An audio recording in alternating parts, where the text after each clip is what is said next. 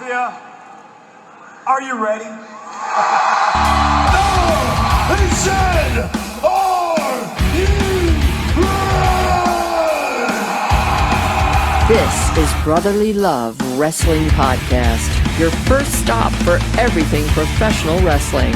So sit back and enjoy wrestling talk at its finest with your hosts, Larry Hall and Joe Corrado.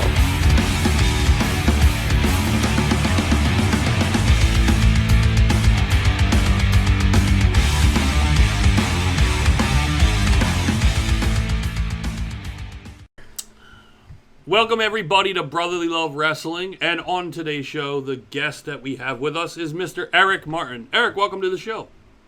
Hey, thanks for having me, guys. Really big fan of the show, so I'm happy to be here. Awesome. We don't get that too often. No. Oh, you had Dan on. I was like, dude, I gotta be on this. So, we bring you on hailing from our city, Philadelphia. Proud member of the Philadelphia wrestling community. It seems to be more or less few and far between nowadays. It used to be like this thing where you come out of Philly, you're like, we're like one of the meccas of wrestling. Yeah. It's not so much that anymore. No, it's not. Yeah. I don't know too many. I obviously know people from the area, but like you said, like a lot of them are from like Jersey or New York, it's very rare that you get to meet somebody from like the neighborhood, or you know what I mean. Like it's like you said, few and far between. Now, why do you think that is? Is it just such a melting pot of Philadelphia that like wrestling is like one of the last things people think of now when it comes to Philly? I don't know too many schools directly in the city anymore. You know what I mean? Like, you got Burger School up in Bristol, and like I might be ignorant to the fact that there are some schools. Like I started training in like Kensington, like that's, you know what I mean. That's where I started training at Loco Academy. But a lot of places are like in South Jersey, so I feel like if a lot of people don't drive in the city, it might be hard for them to get over there. And you know what I mean, you got to take a bus or something. But I don't know. A lot of guys from the area are like a lot of South Jersey guys. Like I run into that all the time. Yeah, I guess not having it close by in the city, because you'd think you'd be able to plop like a ton of them in the city. I mean, just think of all the boxing schools that used to be. I mean, you could easily they used to do training at the arena and all that stuff, but it's just like I don't know like what schools are in there. I know a lot of guys would go over to like Blackwood, New Jersey, and train over there. That's where like CZW and then H2O's over there, Monster Factories in Paulsboro, and you got Super Crazy in Deptford. But like I said, they're all South Jersey places. You got to go over the bridge. You got to pay $5. You know what I mean? You're doing that 3 times a week. You got to want it. You know what I mean? Yeah. I mean, yeah, that's true. Like, because you're probably not making that much. So to spend, maybe $40, $50 gas and then 15 tolls, $65 a week. I mean, that shit adds up. I mean, you don't think about it. Like, I think people think of wrestlers as like, oh man, they're professional wrestler. They're making good money. They're doing this. They're doing that. I mean, in all actuality, it's kind of like you got to spend a lot of money to even make a portion of that back. Well, it's like with anything, right? Like when you first start out, like it's not like you're paying to train and then you're paying the travel time. You're using your time. So everything you do is an investment that hopefully later down the line pays off in dividends, or you know what I mean? Like you'll make that money back, or you know what I mean? Or you at least enjoy yourself. You know what I mean? You know, if you're looking at it from a business standpoint, I guess you're investing your money and time, but you know, now is that not a lot at it like that. I was gonna say, is that one of the ways you look at it, or you just look at it like, look, I want to wrestle. This is fun to me. This is well. When I was like, I started when I was 18. So I was still in high school when I started training, and I was living in South Jersey, and I would carpool with 3 guys over to Philly every Monday, train, and then do whatever. And then I found more schools locally, and I started bouncing around. But yeah, man, I don't know. I grew up. My dad ran a business, and then we ran a business together. So I kind of already like think like that, you know, in terms of a lot of different aspects of life, I guess. Yeah, that's Like- one thing that you don't see in the wrestling business. You see guys that, and girls that, like, starving artists just want to wrestle, all that, and they won't look for that long term. That view is very few and far between, like you said before. Like, it's not a lot of things that especially independent wrestlers will look at. Well, no, Yeah, no. and a lot of respect for that too. It's like, all right, man, I'm throwing myself all in and all, like, I don't have a backup plan. I don't do this. I'm like, man, I do have a couple backup plans, but like also I gotta live day to day. Like, I'm a big health and fitness guy, so like I gotta be able to afford to eat right, and you know what I mean? Like, I work at a gym, I bounce at a bar, I work with my dad. Like, I do a lot of stuff just to maintain like what I do on a like daily basis, and I gotta be able to afford to live, you know what I mean? Mm-hmm. Yeah, so it's almost like would wrestling like a fourth job or just a hobby? Well, I mean, it's more than a hobby, because you spend money on a hobby too. Right. So basically, the way I always put it, and like I try to explain this to people, it's like, man, if you're gonna pursue your passion or whatever, you better have a way to support that, because you might not be making a ton of money. Like, if you made music, you're not probably good unless you got discovered.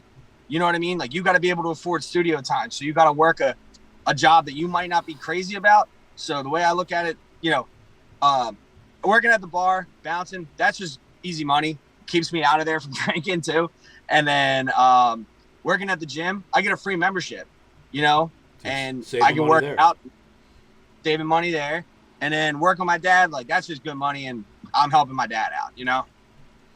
But that allows me to do the things I want to do, and they're all flexible in my wrestling schedule. So, you know, that's why I work so many jobs to help people out, but also like they allow me to afford to live the lifestyle that I need to live to support my wrestling career. So how much time is devoted to wrestling with everything else going on? Right now, I haven't been training as much just because like I'm in the process of like moving and all that stuff. But I usually I was dedicating 3 to 4 nights a week. Like, when I moved down to Maryland for Ring of Honor, I was training every day, because I had like, that was my only thing on my mind.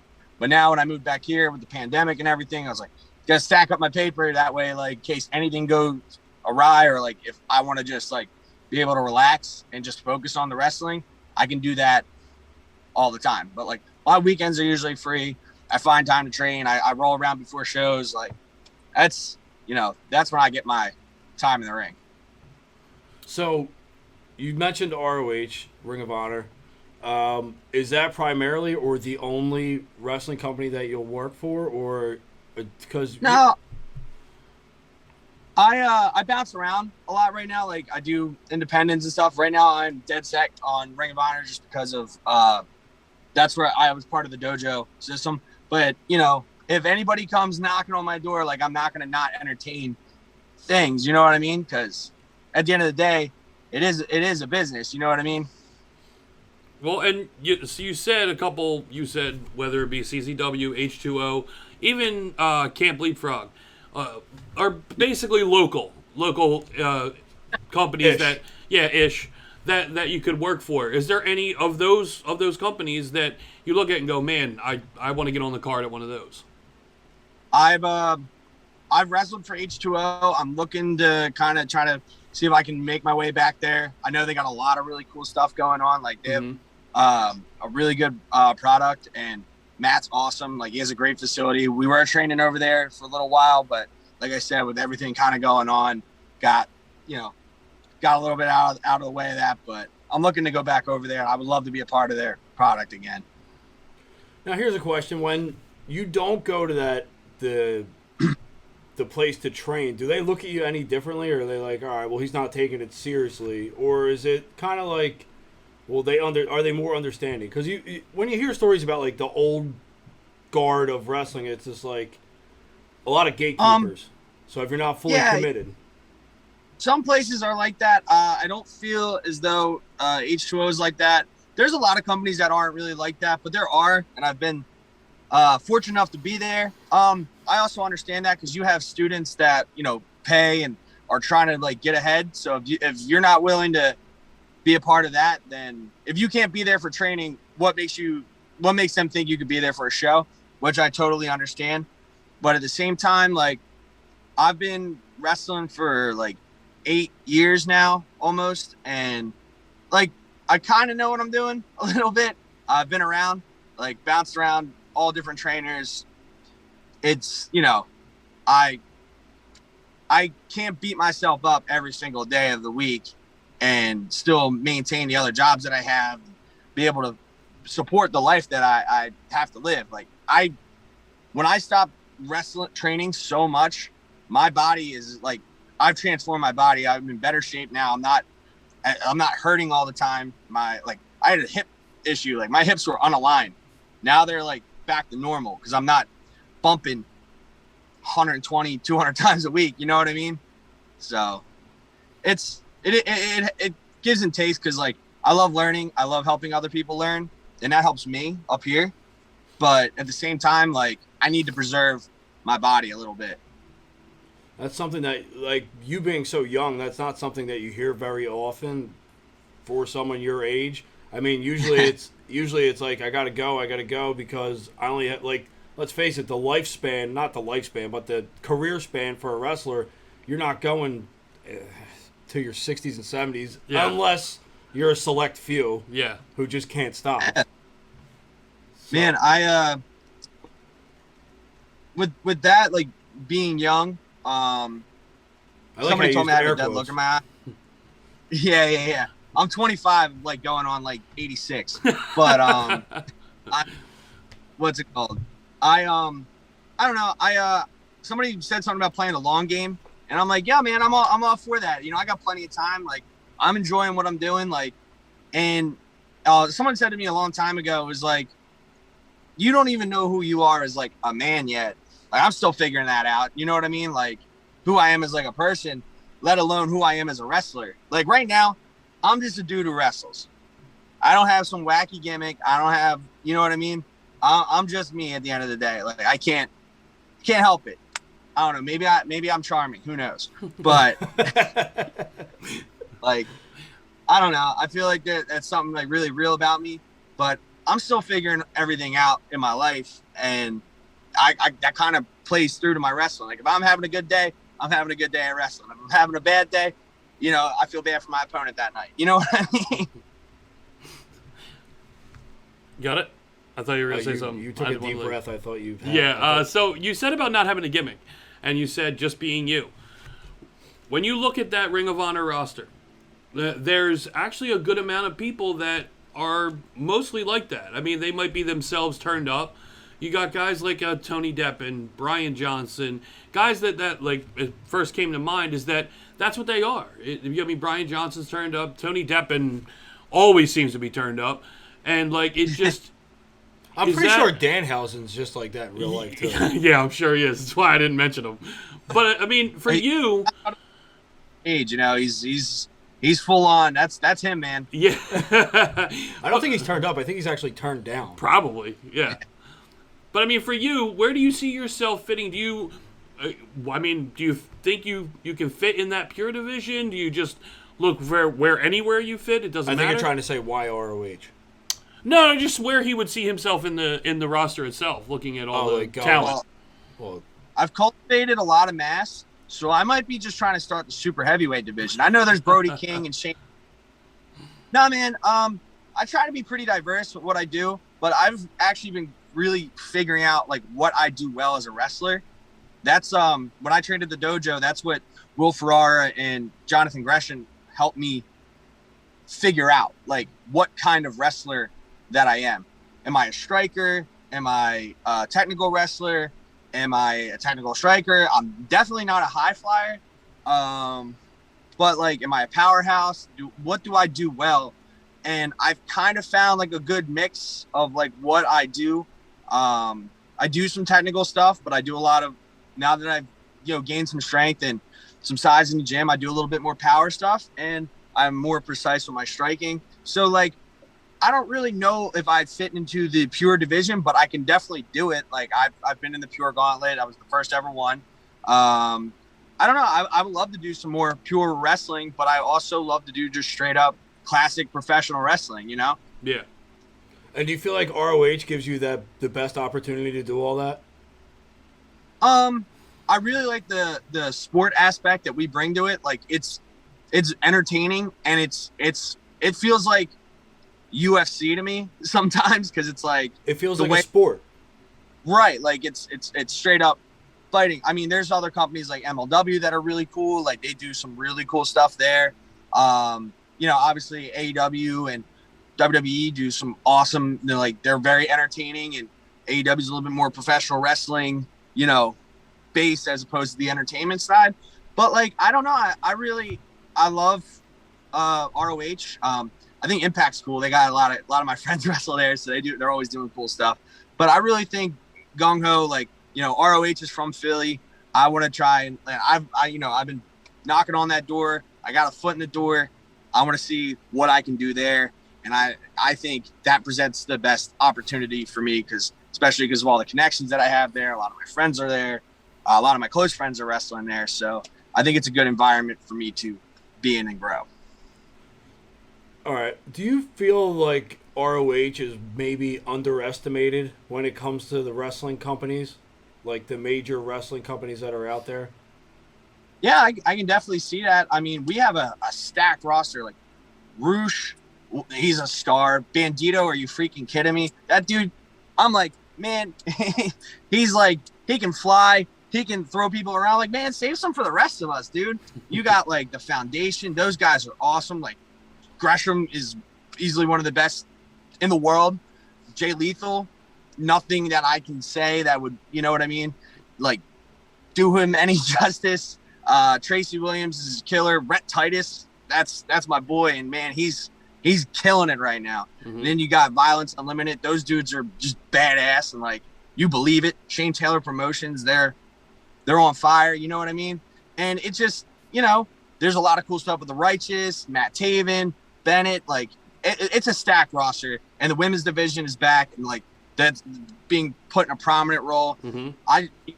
It's a lot of really stiff competition, and like, I like to see how I stack up against guys there, Here's what I say almost weekly now, is that if ROH was on like just a TV channel, like just a normal TV channel, I feel like would give not like one of those secondary TV channels that you actually have to like have a subscription for, but just flipping through the TV and seeing ROH, even if it's only just an hour, I feel like that would take some of the eye, like you would get those eyes. Like, yeah. I know YouTube views and the ROH channel and all that are great, but I feel like that next step, or that step, that the only thing that's missing from ROH being in like that main like conversation is that it's not as easily available. It's not right in front of you. Like, and that's how I'm like I'm still old school in the fact of where I'd rather have it on my TV than like have to go through a device and then all this happy horseshit to watch it. Call it laziness. Call me being old. But yeah, man, that is above my pay grade, sir. So that's above a lot of people's pay grades, because we've had quite a few of you guys on, and no one seemed to crack that answer. Mm-hmm. They all lean towards like, I mean, Sinclair Broadcasting. I get it, the Sinclair Broadcasting, but if he's like, I don't understand why he doesn't have a channel. He's huge. I'm not trying to lose my blue check mark on Twitter. All right, like, I'm happy to have that. Like, I can't lose that, bro. I need that. That's my lifeline. Now, how does that feel, though? Like, how does it feel getting the blue check mark? Oh, man. I got it before Danhausen and Tony Deppen. Chef's kiss. I love that for my brand. Nobody talks about it, I don't think. I was, like, super... Like, it was a big talking point. I stirred a lot of... Ricky Morton was hot about it. I don't know, man. People. That's all I can say. Ricky Morton understands the blue check mark? Yeah, he said something about like not getting verified. I was gonna ask him if he wanted to sign up for my social media webinar, but no. I would have loved to be a fly on the wall for that one. Yeah, well, I was gonna see him at the Super 8, but then like stuff happened and he wasn't there, and I was like, damn, man, that would have been a perfect opportunity. I would have charged him like $50. Would he have understood what he was paying $50 for? I don't even think I would understand what I was talking about, to be honest. I just write whatever on Twitter, and I don't know. Sometimes it hits, sometimes it doesn't. Who knows? You know, I just tweet about my day sometimes, and those are the ones that get the most likes. Nobody cares about my wrestling stuff. I feel like that's true on a lot of different levels. Like, I feel like people just want it. I want them, since kayfabe is, I don't know, gray area. It doesn't exist. I don't know anymore, but I feel like I don't even know what that is. Yeah, right. Neither do I anymore. I'm pretty sure it was made. It's a figment of all of our imaginations. We have a chip inserted by Vince McMahon, all of us wrestling fans. So he just clicks it. He's like, "Oh, remember kayfabe?" Yeah. But what the hell was I saying? I don't know where you were going with it. No, I feel like Something. people. I feel like people want to hear like real stories. They want to feel like they're involved. Like they want to, like. They don't care about the character work as much when you're not on the screen, but they want to know like all the ins and outs. Like that's why I don't know. I guess that's kind of why people like listening to wrestlers on podcasts because they feel like they're going to get either a peek behind a curtain or they're going to hear something about them that you wouldn't hear like in a promo. Yeah. That I think that's my problems. Like me, like I have a hard time like turning it on, like being a character.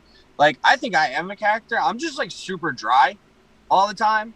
And, like, I think I don't know, that's just my personality. I can't, like, I don't yell. I don't scream.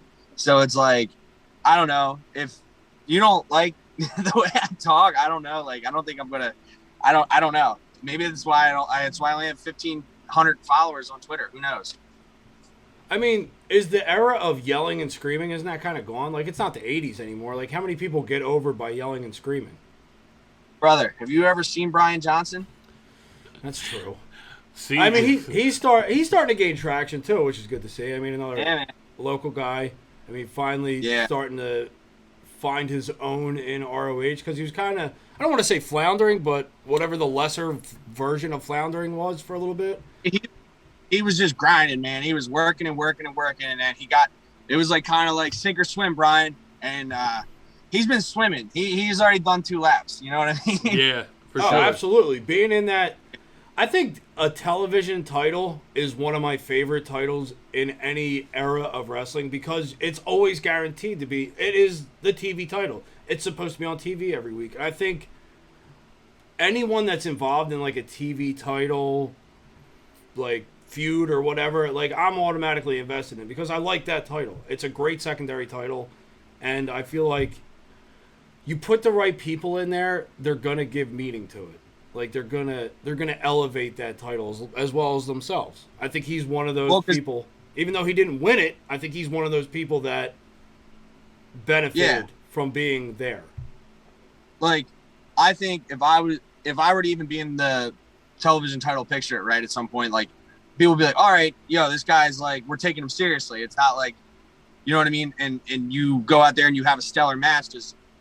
Every match at Ring of Honor, that's what I said, stiff competition. Everybody's trying to steal the show constantly. But I feel like the television title has such a long, like, prestigious history. And, like, you see, it's like, you look at who holds it, a lot of those guys are next up. Yeah. When, you know, it's like the star, it's, you know, whoever has it is a future star. You know what I mean? Yeah, so like the Intercontinental title in WWE. It's that workhorse title. It's that title, you know, that guy's going to go out there, bust their ass, perform, and it's what the Intercontinental title was back in the day. It was usually the precursor. I mean, look at Ultimate Warrior had it, and then he won the world title while still having the Intercontinental. Yeah. It's like one of those. Workhorse. Yeah. Oh. Mm-hmm. It's like this. As the inside. That's what the insiders say. We did hear something that we didn't. We did get a little peek behind the curtain. A little bit. Yeah. So man, I did want to ask you about. We said about ROH, but is there that AEW WWE itch like it down the road? Like absolutely, that's 100%. That's the goal. I mean, I grew up wanting to be like, yeah, I'll main event WrestleMania. Like, that's what I want to do. Like, John Cena's my favorite wrestler, like, and I'm like, I would love to be at WrestleMania one day. Like, that would be super cool. Or, and like, I don't know. I just want to be, where I can be at the top of my game, performance level, like, just absolutely killing it. Whatever company's going to give me the best opportunity to do that, that's, but wherever I'm at, I plan on making that, giving them everything I got, the best I have every single time I go in there, like, no matter where I'm at. Is the goal to get to the point of where you could push those other jobs to the side and it's just wrestling and that's the main income? 100%. I don't sleep a ton, so, like, that would help me. I'd probably be able to just, like, go to the gym whenever, be a little bit more leisurely throughout my day, not have to worry about, like, oh man, how am I going to afford, like, groceries this week? Or how am I going to afford, my rent? Like, is my girlfriend going to kick me out of the house? Who knows? But, you know what I mean? So, I mean, I think that'll happen either way. Yeah, having that name on a piece of paper is not just a, hey, that's a validation thing for me. That's like, hey, like, I can afford to live and, like, potentially, like, feed my family one day. Like, my parents took care of me my whole life, and, like, I would love to get to a point where I can take care of them. You know what I mean? Like, that's kind of like why I do this. Like, my dad used to take me to wrestling events all the time. Like, we went to like 3 WrestleManias, dude. Like, he was a big Mizark, but we not huge, but you know what I mean. He wasn't, like, weird about it, but we weren't judging. It's fun, like, that's something that I would love to give back, because they supported me for so long. I would love to be able to support them in retirement and being able to, like, live the life they want to live, and I think that'd be cool. So does your dad go crazy when he sees you wrestle? What? He used to. Now, so the last event that I was on, it was a bunch of people that I went to school with, because it was, like, local to my area, and so my dad and my girlfriend were there together, and my girlfriend's going nuts, and he's like, I'm embarrassed to be with her. Like, be next to her. Like, you can hear she was recording it, and she's like, go, let's go, all this stuff, and he was just like, ugh. So he's not one of the very noisy fans. He appreciates the product, but he just is not very vocal. Well, when he was a kid, he said he spit on Sergeant Slaughter, and he spit on him back, so I think he learned his lesson. So, like, that makes sense. Makes sense. Yeah. I don't know. Maybe Sergeant Slaughter was just talking to him. I don't know. He didn't have the windshield weapons. So, Joe, I know you have something to ask. You have a question? Oh, we wanted to try something new. That's right. A little improv game where I will ask Eric any wrestler, pick any wrestler, any era, past, present, and then once he says that wrestler, come up with a new theme song for them pick any song.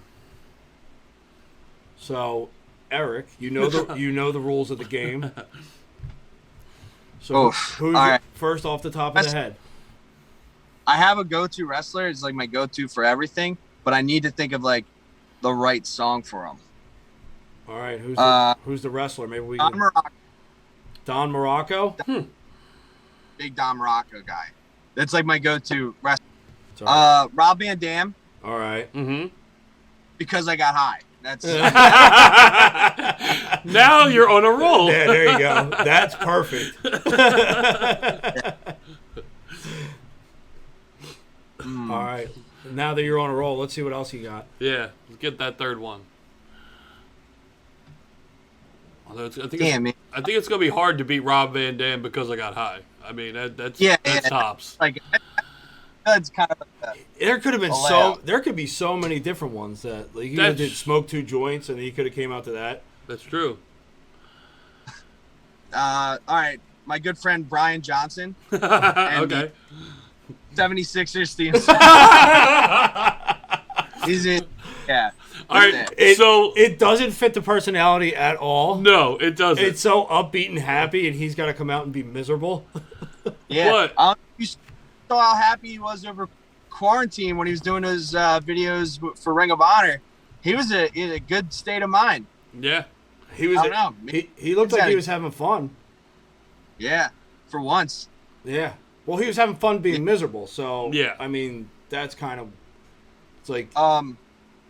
So younger boy Eric Martin, because I'm like a young boy still, I guess. Brian Johnson would always be like, "Hey Eric, can you bring me a black coffee?" And every time, I would think he was joking. So I would show up with absolutely no coffee for him. You think he's mad, screaming and yelling on like these promos? Brother. Brutal. Yeah. So is he an old head compared to you? Put it on the net right now. Brian Johnson bullied me. Aw, don't try and get him canceled already. Wait, man, he's mean. No, I'm just kidding. But like he did not appreciate the lack of coffee. I will say that. Man, it's understandable. it's understandable and kind of funny that you thought he was joking. Yeah. Yeah. Every time. So that was your thing? Yeah. No, he doesn't mean Never wrestle at Ring of Honor. I know what I'm going to talk about in my promo. You got it right. How you never brought Brian Johnson his coffee? Yeah. Got to go. Got to tap into a dark place, bro. Are the tears going to be flowing? From him, maybe. Oh. So you brought up, you said Brian Johnson and the Sixers team. So Don't do this. well, look, we even put out that we might talk some Philly sports. So There is literally, it's like a black zone in the Philly sports realm right now where nothing is good.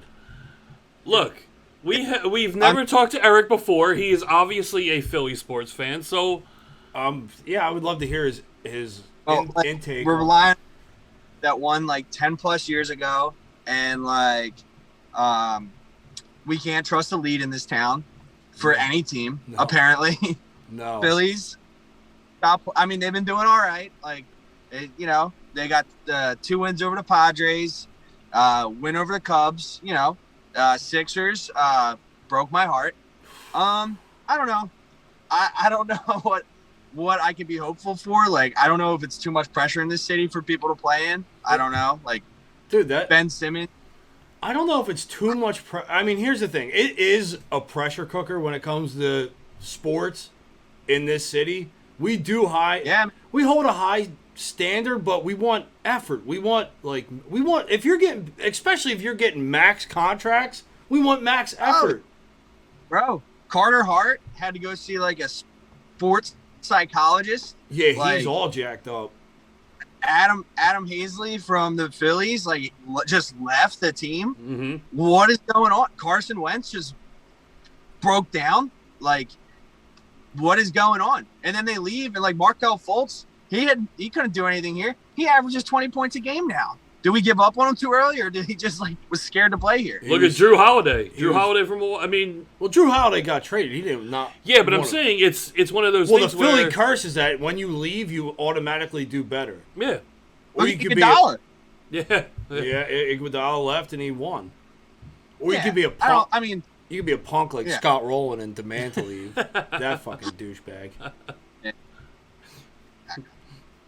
So I will Unreal. say this about the Sixers.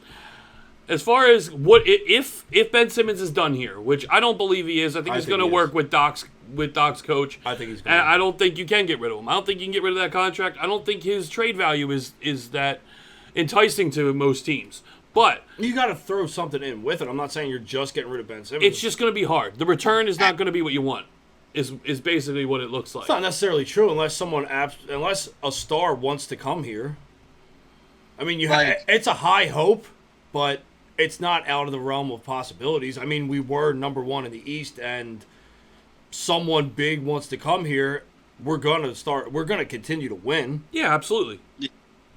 Like, if you can get like a legit like true point guard and then move Ben to like a different role, Like but, a like, 4. you're gonna a 4 position, and then you bring in a legit point guard, because like I love Maxey. He's got a great high motor, but he's still young. Yeah. And like I don't be ready for that like starting role, or if you would win a championship with him at the starting.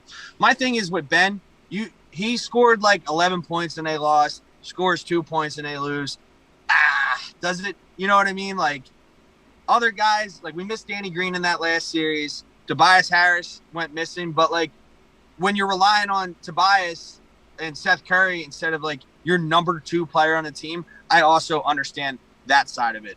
I think rotation should have been different with the coaching. Like, hey man, like maybe when instead of waiting to get down, be up by 15, maybe like, I don't know, like put them in like when it's starting to get like 20, you know what I mean? You're only up by 20. Don't wait 9 minutes to put your starters back in.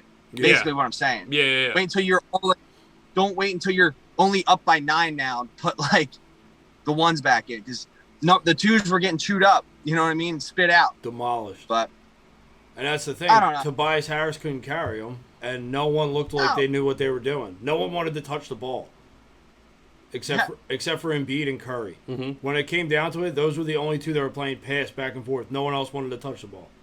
Yeah, and like I love Curry, but like there are some times where he's just firing threes, and I'm like, oh, just like with 2 minutes left, get the ball to Embiid and let him get fouled going up.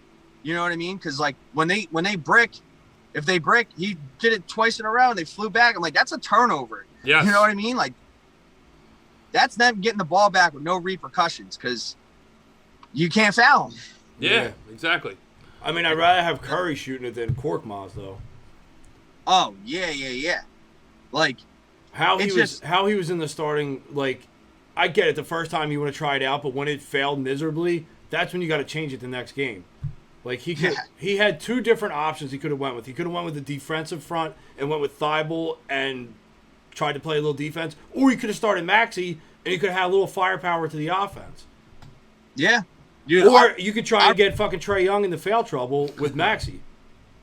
Yeah, and just like they're gonna play hack-a-bam, but like, bro, just if you keep the ball out of his hands, you know what I mean.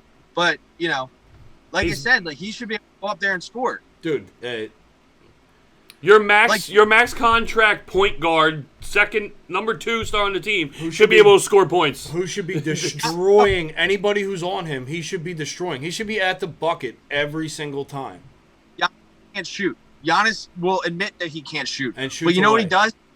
He goes up to the rim and blames it on you. He gets fouled, misses a free throw. He's still got 2 points. Who cares? You know what I mean? Maybe every once in a while he makes one. You know, like. Yeah, he's a guy that he knows what, and he just got to get to the rim.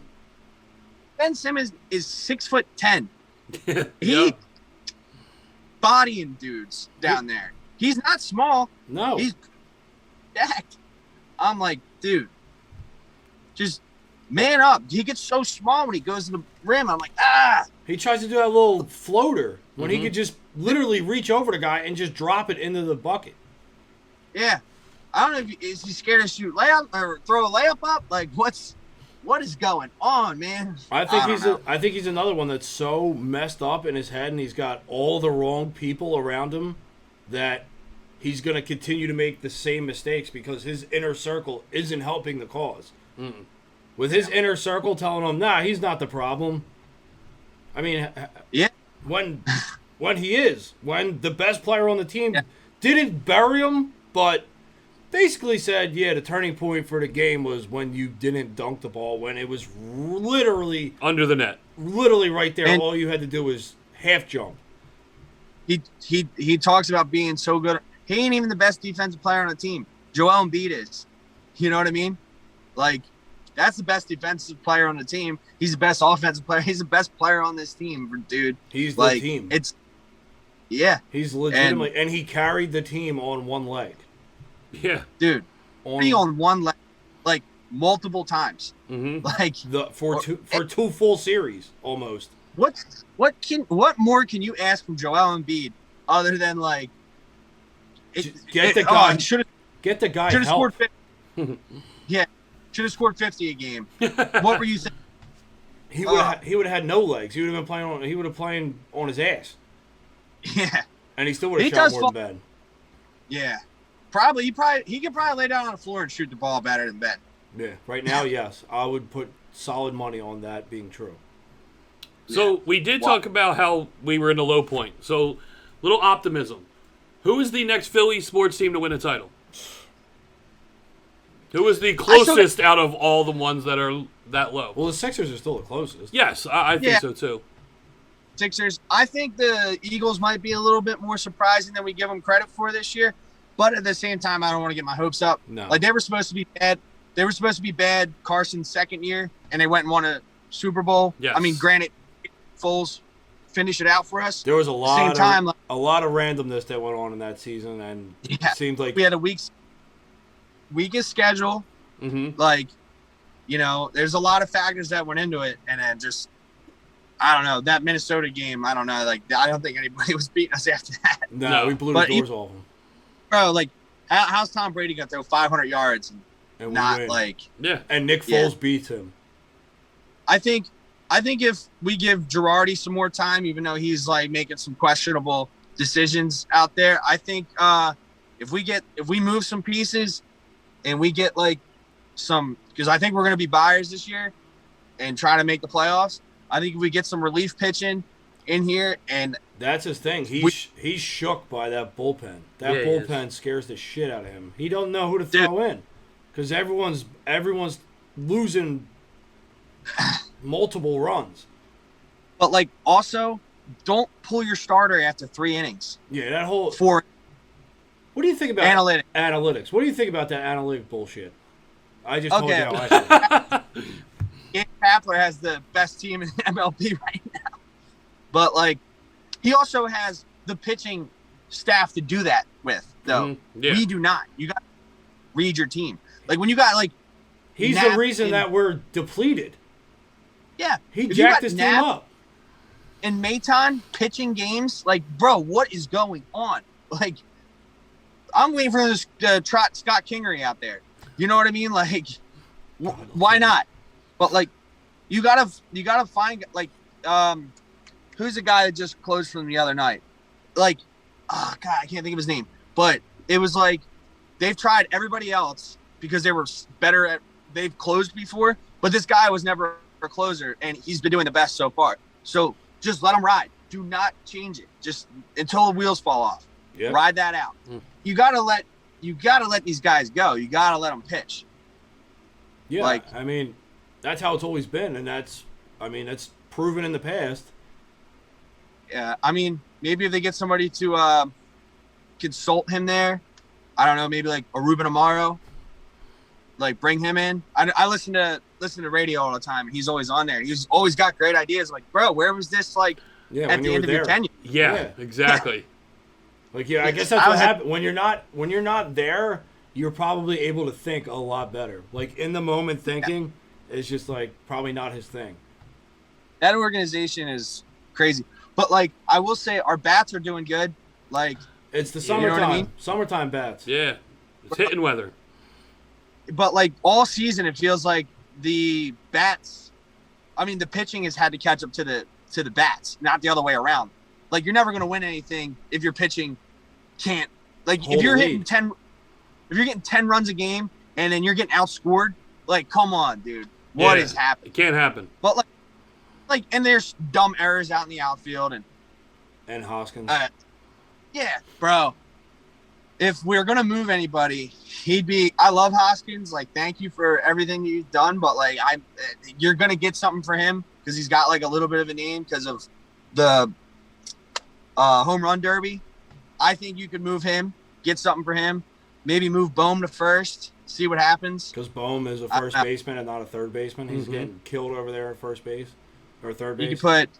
You can put what's his name, Segura at at third, and maybe bring that Torres guy or Williams in.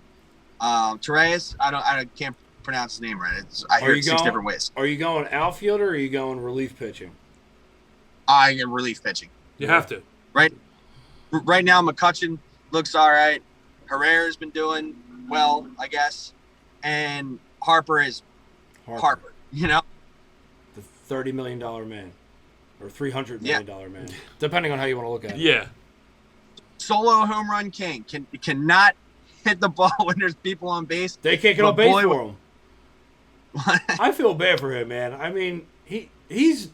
I was so excited when we got him, and I'm still excited. I love Bryce Harper. I hated him when he played for Washington, but I knew just how good he was, and that's like Crosby. If Crosby were to ever come to the Flyers, I hate, and I know Larry will second this, loathe Sidney Crosby. Yes. But if he were in the orange and black, I would absolutely love him. You'd have to.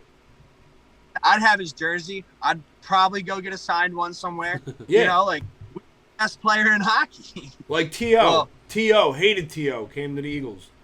He loved T.O. And I'm so upset that he left. Dude, you know what I mean? Like, once you get the guy that, you know, like, that's always the question. Like, it's like, all right, who's the best player? Like, if Brady was, I know tons of people hate Brady, but if he was on the Eagles, we would love him. Of course. You know what I mean? Yeah. You know, if he got us 7 Super Bowls, 18 Super Bowls, whatever, like, you know what I mean? He got us 3 Super Bowls. I think he'd be like, he might be the new mayor. Yeah. He'd be able to run for whatever office he wanted in Philly. Yep. We would knock down the William Penn Rocky statue and just place him. Yeah. They would name probably the Liberty Bell would be the Brady Bell. Everything would be. That sounds pretty cool, though. The Brady Bell? I mean. The Brady. I like it. It's not bad. But they'd have to fix the crack because there's no cracks in that game. No. All right, well, Eric, I think we're going to let you go. We appreciate the time, especially sitting in your car and doing this interview with us. So thank you so much for taking the time talking to us. We hope to see you more in Ring of Honor and hopefully for that TV title or for whatever title you want to go for. Let's get it trending. Eric Martin, TV champ. There we go. All right. I mean, anything could happen, right, on the interweb? Yeah. I don't know, man. It's working for me. I'm getting over, I think, in my head. I don't know. Well, yeah, we'll help get you there, maybe. In our head. Yeah. All right, Eric, thanks so much again. We really appreciate it. Thank you. All right, guys. All right. Have a good night. Have a good one.